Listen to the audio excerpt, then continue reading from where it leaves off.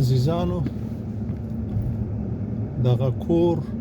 کلی وطن دا په یو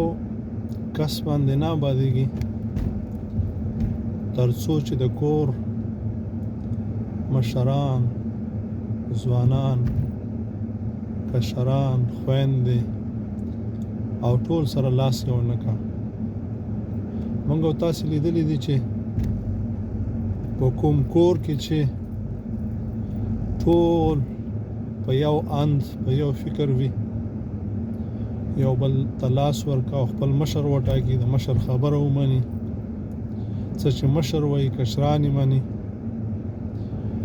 او ټول د کور په آبادۍ باندې بوخت وي یو د بل سپکاوی نه کوي یو د بل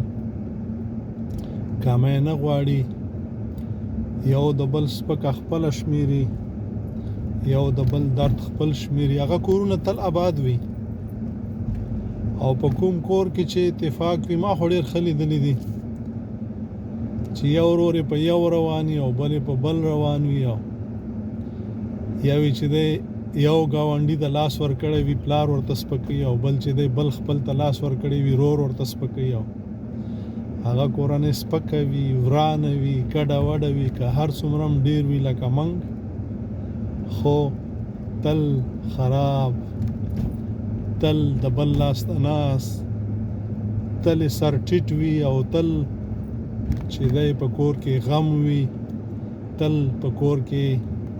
داسې بیماریانې وي چې هغه دارو نه لري درمل نه لري ځکه چې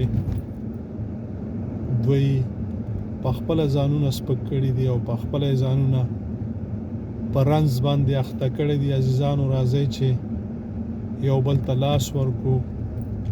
او یو د بل سپکاوی درد غم ولږه خپله وشمیرو تر څو پورې موږ هم آباد شو او وطن هم آباد شي السلام علیکم ورحمة